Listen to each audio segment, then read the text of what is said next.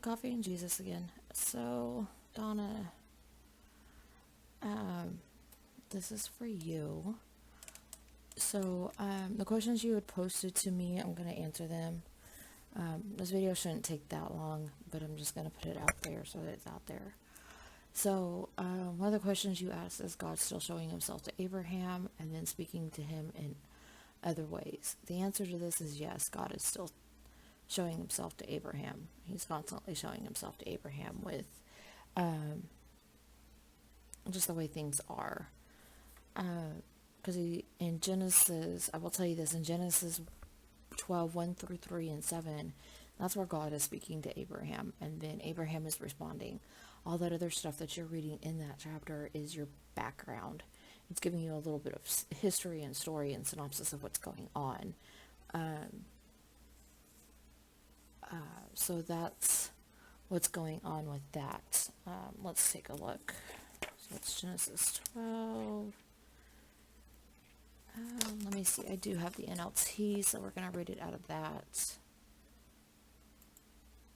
Because that will make things just a little bit easier. Genesis 12.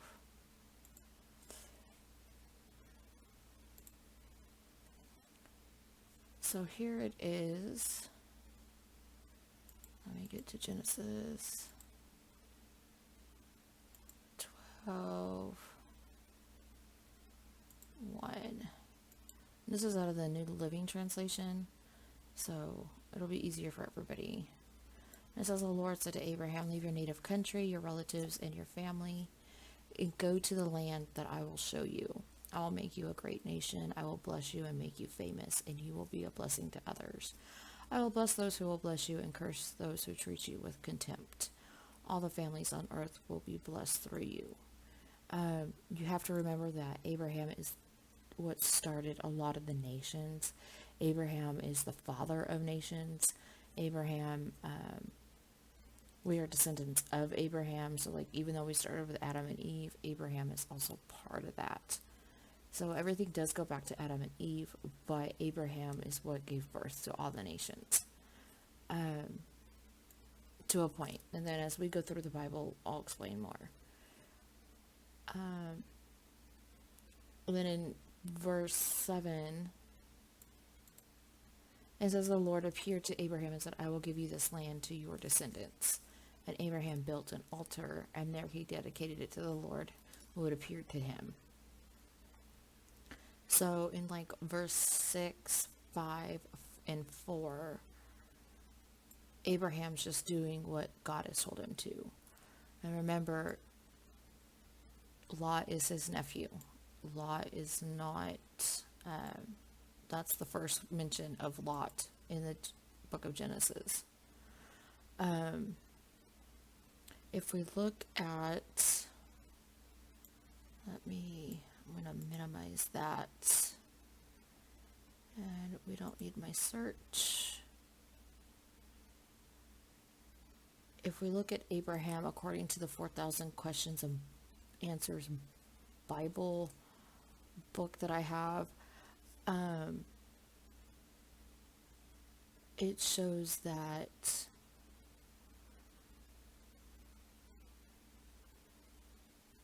Abraham did not stay in Haran, which is where Abraham was located. It shows that it was his wife and Lot, his nephew, and then all their servants. Abraham was not poor according to their standards, but he wasn't rich at this time either. He was kind of a middle class according to them.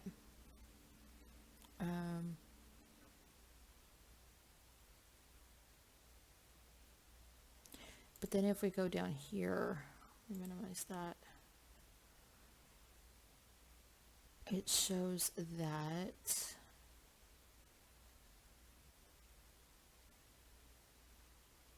that's 12 through 3.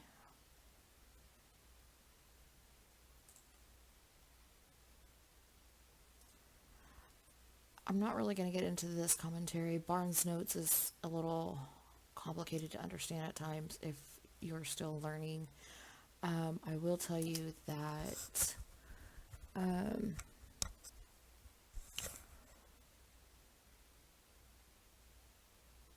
it's I don't even know how to go with that right now. Because I'm trying to decide, Donna, if you're wanting me, because if we're starting in Genesis 1:1, and you want me to do the whole beginning of the Bible, then I will, and then that will tie everything together and help you understand. But I'm just going to get these questions answered for you really quick. Okay, so let me do this. Okay, you're saying that God still shows himself after he rid sin of Sodom and Gomorrah. Where did the pharaohs come from? According to ancientegypt.co.uk, pharaohs is actually a Greek word that is based on an Egyptian word that is meant great house. It's all right here. So I'm going to expand this so you can see it. When this word was first used, it referred to the palace of the kings and greatness, not just the king himself. We use this word pharaoh today to mean the ruler of ancient Egypt. So that's where it was. So when that was going on, who was the king?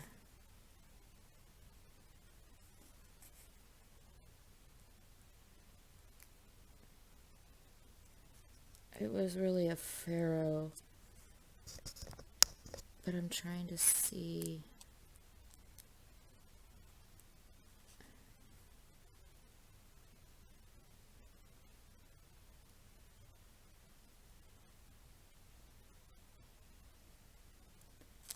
It doesn't say the name of the pharaoh.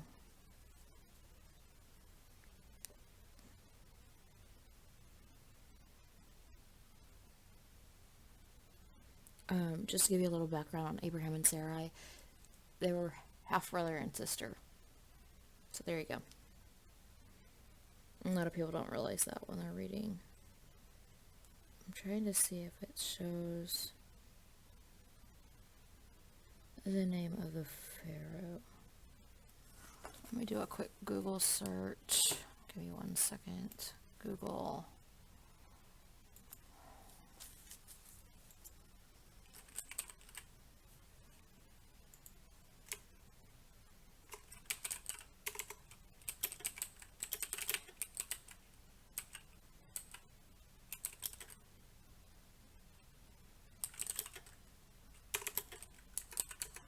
In Genesis 12.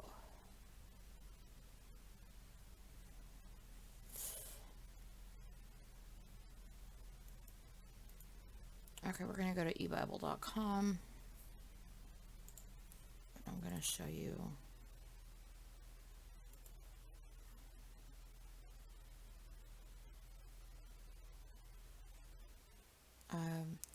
So let me fix this. I'm going to move my Google over here because it'll make it easier. So as we can see, it says here that in Genesis, that was in Genesis 12 through 10 through 20. It was Pharaoh Mintu, but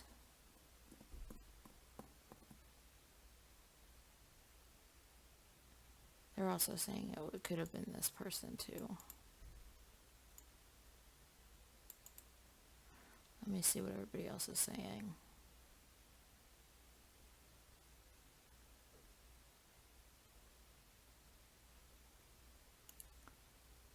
Let's go back and see.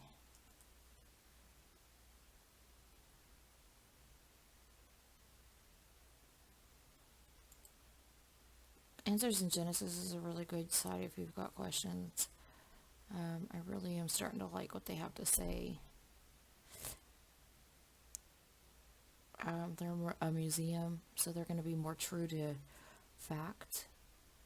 So I'm just trying to see if they say anything. We're going to Kings and Exodus, and I don't want Kings and Exodus. Let's see if we can find it.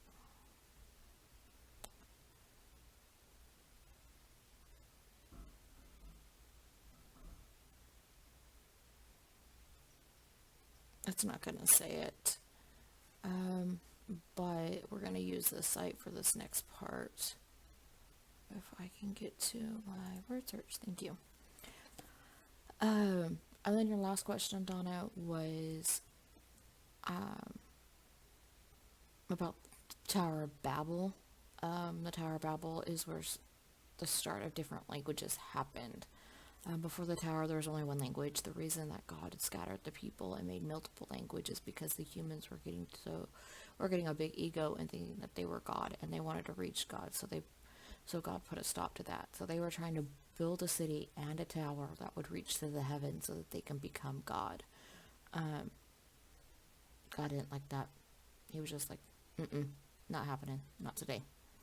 So a bit of history that I remember from Bible school was the Tower of Babel walls were so wide that you could have a chariot that is 6 horses wide, run down it and turn around and come back. But they were made out of mud and clay. According to... here's what the picture looks like of what the Tower of Babel would have been. This is just a replica. It's not going to be the full thing. As you can see here, the Tower of Babel was a post-flood rebellion against Noah's descendants. And then the way God judged them was dividing the single language into multiple language. And then as these groups spread out and became isolated, certain features like skin shade and eye shape became dominant in certain groups. So that's why we have all the different races. So you can go here and you can kind of go through and see what's there. Like I said, this website is an amazing site. Like, it's one of the top ones that I really go to.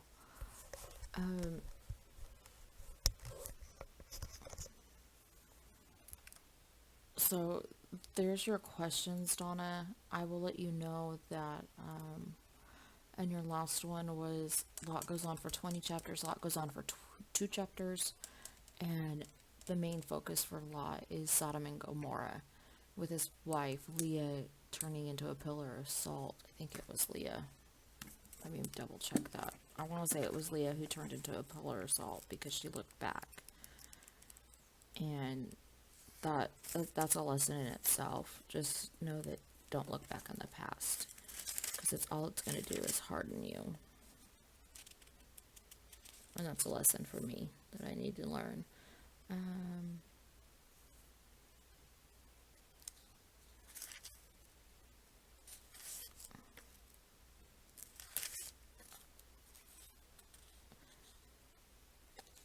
A lot goes on for a little bit, but I don't think it's 20 chapters. You have to remember, Lot went through a lot.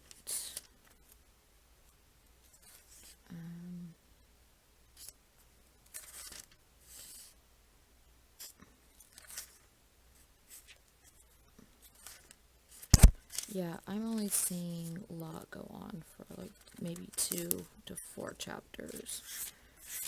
But I'm looking at this Bible because it's right here. And once I find it, I will pull it up in the NLT and then we'll read from it. But I want to see something.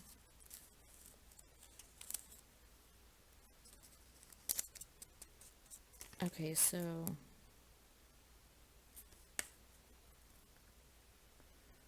trying to see.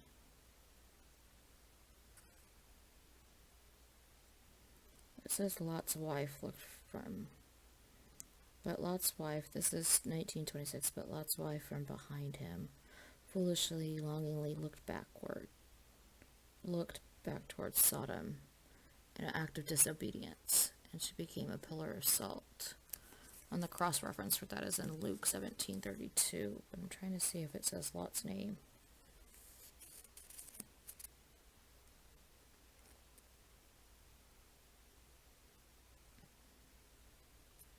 And it doesn't say Lot's name at this time.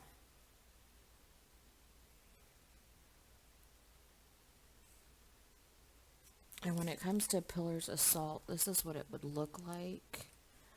I'm going to go back over here to Google. And I'm going to type in Lot's life pillar of salt. And I'll explain to you what a pillar of salt is. So, let me images. These are pillars of salt. This one seems... These are pillars of salt. They don't truly know. They think it's this one right here, just because of the way it looks. But they're not 100% sure.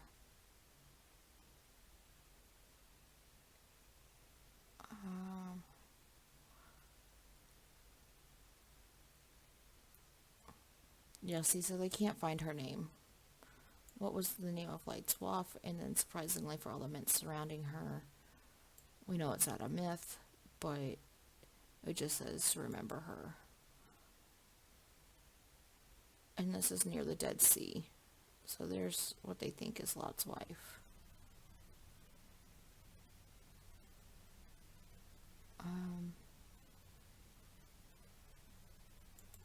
I'm going to see something. I'm going to copy and paste this into...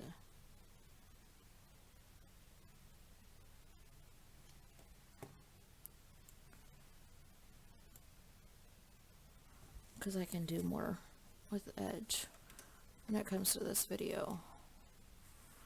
So give me 1 second.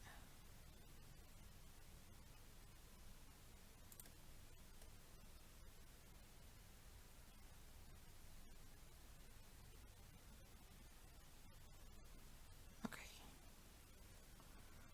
So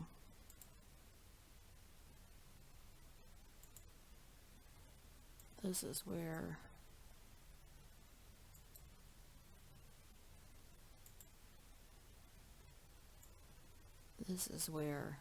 they're saying Lot's wife is. As you can see, a pillar of salt. But if I go here and I go into, and I type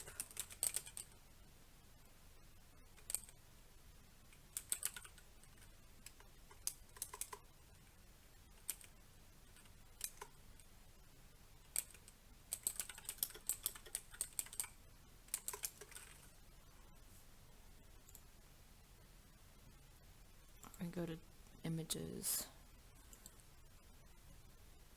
this is what salt pillars look like.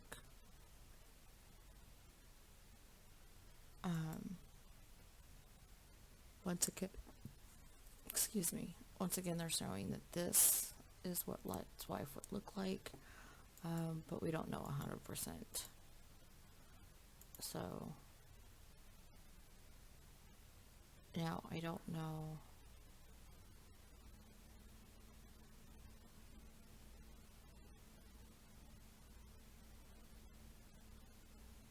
That looks like it's just been video edited. But we're going to go to BibleInspectors.com.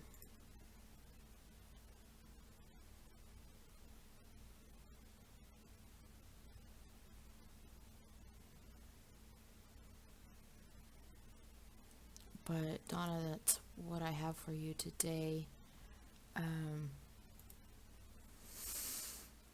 I hope this has helped. If it doesn't, I'm sorry, it's short, it's brief. I've got some things to do today, so I was cutting things